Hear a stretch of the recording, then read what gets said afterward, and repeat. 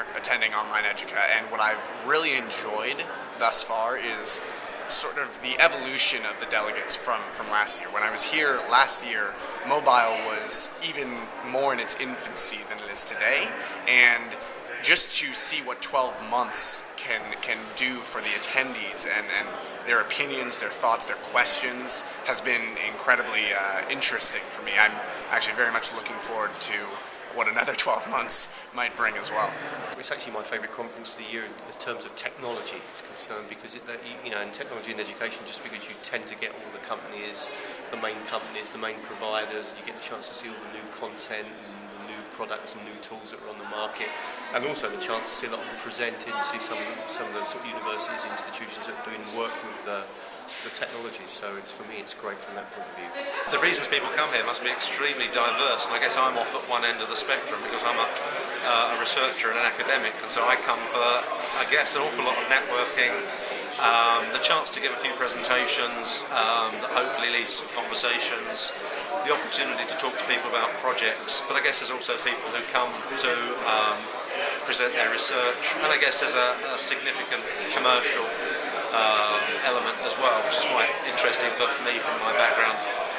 And to learn is one thing. I think the delegates are looking to network here. It's the best occasion to do international network. Delegates are coming from 108 countries this year, and in no other place in the world do you have this occasion. Well, I've been to Online Educa twice, and what I really came to see was how much change there is between 2007 when I first came here and 2010. And I'm quite pleasantly surprised at a lot of things which were predicted in 2007 are actually actualized now, and they're available as products. I guess at the risk of being cliched, the kind of apps economy, iPhone, high specification netbooks, all of that reaching so far into the popular retail domain and taking learning into a whole new sphere or a whole new kind of connotation. In the last year, I would say it has to be the influx of mobile devices, to be honest. For me personally, and then for my colleagues, my peers, the sort of introduction of these mobile devices that are always connected and that always are connecting me to my peers has been the impact has been tremendous.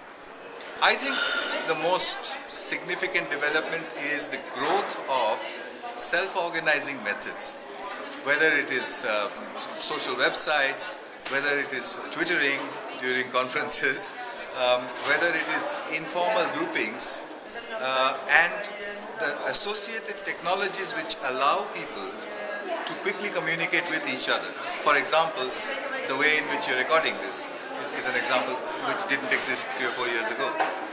The use of social networks for educational purpose.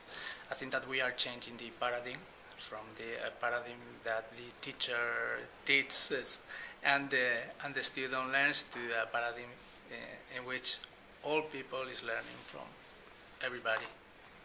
That's a funny question, but because I think it goes in fashion. I think what you're seeing a lot now, though, a lot of interest in this is the whole idea of distance learning. I know it's been around for ages, and I've dabbled in it myself, but I've noticed in the last year, and I've noticed here, that there's a lot of interest now. Any of the distance learning tools like Illuminate or Connect, or I was just looking at one called Evo today from a university in France, and you see a lot of interest in those tools. So I think that's the current fashion tool at the moment. It's this year, definitely.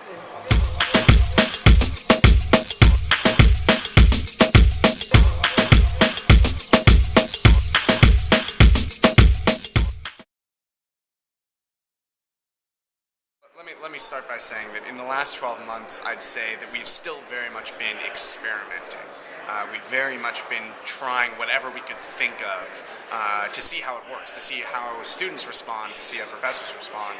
And personally, I think that the challenge that lies ahead in the next 12 months is harnessing what we've experimented with and seeing how various applications, various technologies, specifically with regards to mobile, actually help the academic experience, actually engage communities at institutions, rather than just sort of, trying things just to see what happens.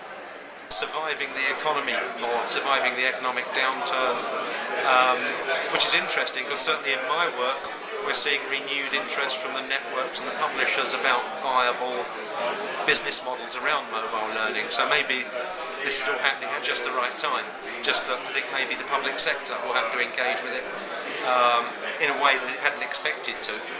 Now with the educational cuts that have taken place at university, I'm involved in technology within my own department, and the challenge is going to be there's going to be big cuts, and we're going to be looking for new ways of using technology, particularly to try to connect with international communities and look at other ways of actually providing learning through distance learning, particularly video conferencing, class, video recording the lessons, lecture capture.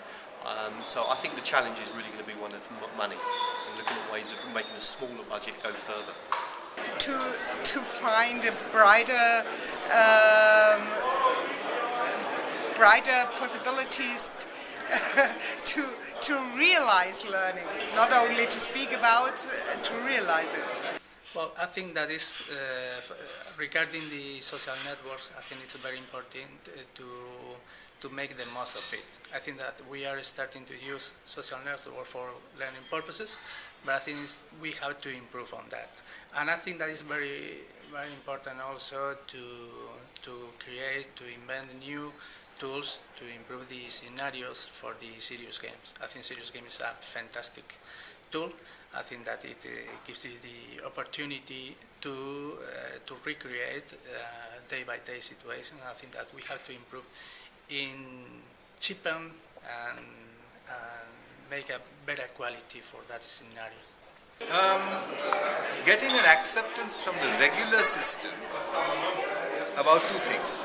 One is that this kind of learner-actualized education is actually education, that it can be certified.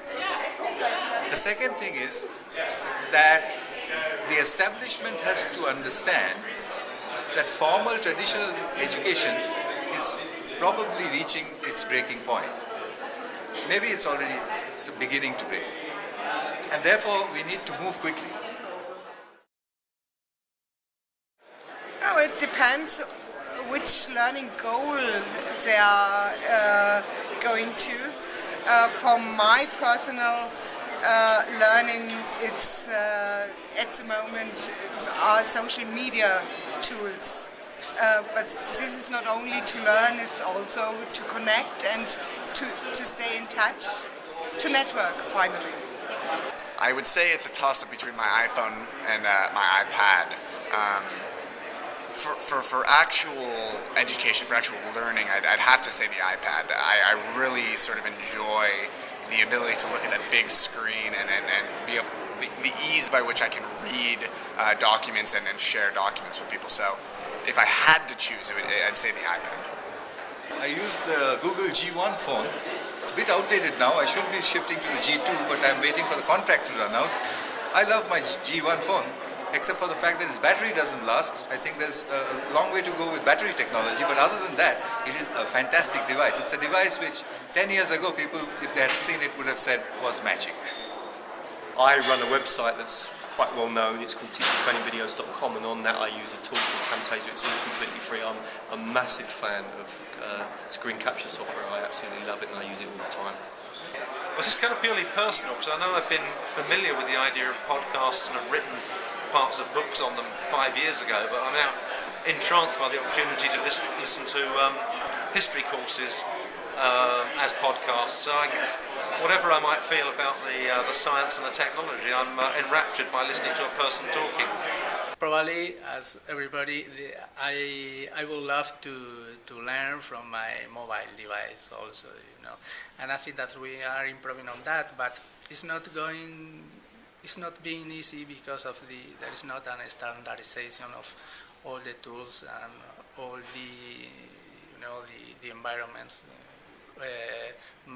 Apple, Mac's devices, Windows Phone, Nokia, they all have different scenarios, different environments for mobile learning, and it's going to be hard to use it in a wide with interesting possibilities in a wide scenario and a common and a standard scenario for all to learn, as we have, for example, in the computer-based technology, where more or less all the environments, Windows and Apple, can use the same tools, for example, LMS, etc. Cool.